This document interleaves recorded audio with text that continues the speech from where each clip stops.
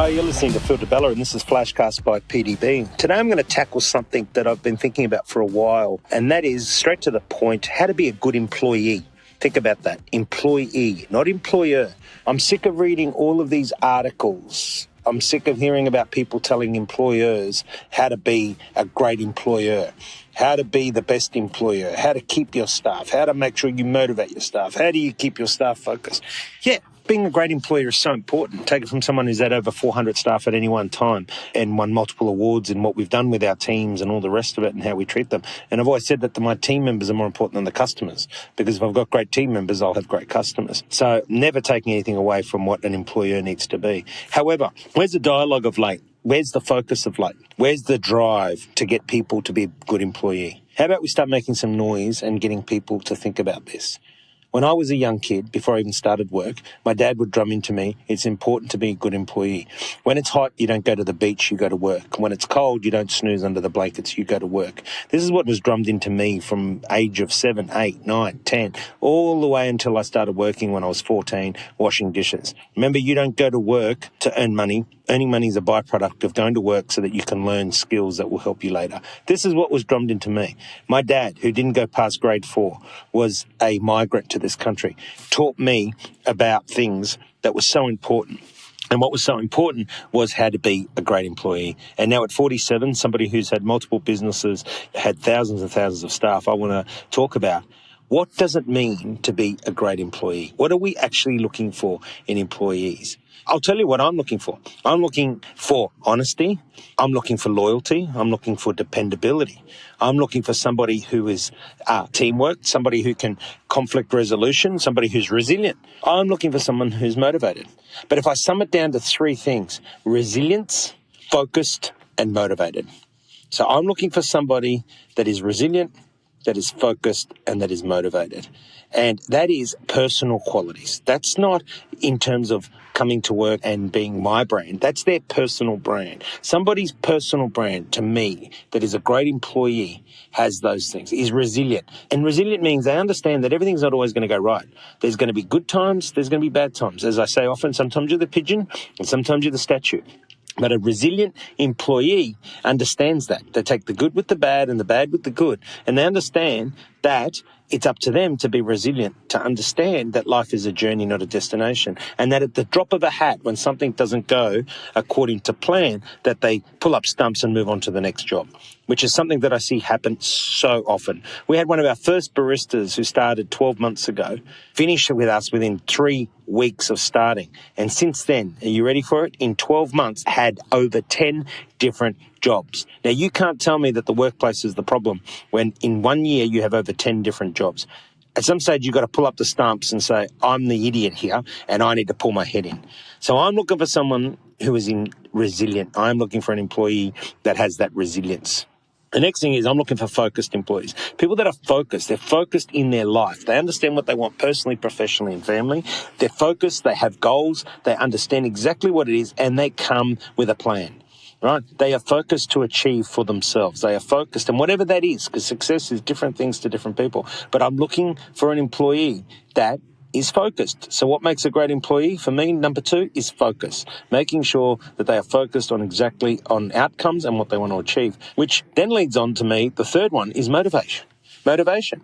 I'm looking for people that are self-motivated, not people that are looking to be motivated by the rah-rah club or constantly told how great they are, or the classic person who everything's going right, it's all them, and when something's going wrong, it's somebody else. That's not a motivated individual. That's not a focused individual. That's not a resilient individual. I'm looking for somebody who's focused. To me, a great employee is somebody who's focused but then is motivated. They are motivated, and I really have to make this clear, self-motivated. They have that ability to pick themselves up and get on with the show. Yep, which ties in all of the 3 points, resilience, focus, and motivation. And to me, these are the 3 key ingredients that I drum into my kids that are 14 and 12. And these are 3 key ingredients that make a really, really good employee. And it's something that I'd love to start seeing more about. I'd love to see people starting to write blogs and articles about how to be a great employee rather than constantly push it onto the employer. This is something that we really, really need to do. Now, if you do some research out there, and there's plenty of it, Harvard does some great stuff, London Business School does some great stuff, there's a real pattern in what employers say make a standout employee. And here they are. action orientated. They're productive. They are positive, especially in negative times. They're proactive. They're not reactional. They're a team player. They know how to work solo, but they know how to work with multiple people. They are trustworthy. You know you can give them a task, you can give them something, you can say something, and they are trustworthy, that they will take that and they will use it accordingly. And if they need clarification, they will talk to you. But they are trustworthy individuals and multi-skilled. This was something that resonated through London Business School and Harvard, is that good employees are multi-skilled, meaning that they are constantly, once they've mastered something, looking at how they can move on and learn something new. They are constantly looking at being better tomorrow than what they are today. And this was a common theme, 7 common themes that came out of London Business School and Harvard around attitudes of a great employee. So if you're listening to this and you're an employer, share it with your employees, right? Let's motivate them. Let's encourage them. Let's talk to them. Let's get more blogs written about it. Let's get FlashCast, podcasts. Let's start helping people understand what an employee actually looks like, what an employee should be like. Because I tell you what, employees are more important than the employer. Operationally speaking, I used to always say this, and I still say it now with the coffee commune, but I said it to Bella Coffee. I'm just the conductor. But if you don't have good people playing the instruments, then there's no use me standing at the front and conducting because there's no one to conduct. So an employee is so important to an organisation. But coming back to how I started, I want to see more blogs. I want to see more experts write about employees because this will motivate people, especially those that are 10 years old, 11, 12, that will be coming into the workforce in the next 5 to 6 years as juniors. Let them understand, let them read about things, let them start programming their mind of what a good employee looks like. Instead, we've spent the last few decades talking about you can have it all. Things like The Secret. You visualize it, you can have it.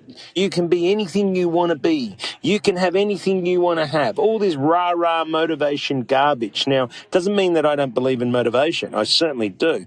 But I also believe in realism. I believe in being realistic. I'm also very pragmatic. I also believe that you don't build a 20-story skyscraper by going straight to level 10 and forgetting the first 10 levels, and more importantly, forgetting the foundations. Without good foundations, you don't build anything. So we've got to get back to encouraging people to understand that it's about foundations, that it's about them understanding what the qualities look like, what they should be like, and how they should be. And again, the best way to do this is to be part of the change you want to see, as Gandhi says. So let's start writing more blogs, doing more podcasts, hence why I'm doing this Flashcast. Let's get more people focused on assisting and helping young people, and it doesn't have to just be the young, but assist everybody in understanding and comforting and supporting on how to be a good employee. Let's put the focus back on the employee and help them be the best versions of themselves.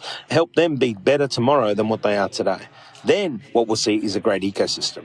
Because if we focus on that and the work gets done by the employers to make sure that the employers are focused, they're constantly working on bringing out the best in their employees, providing a great work environment, all the rest of it, then you're going to have an amazing ecosystem, and that's ultimately what we're looking for. So till next time, you've been listening to Phil DeBella. This is FlashCast by PDB.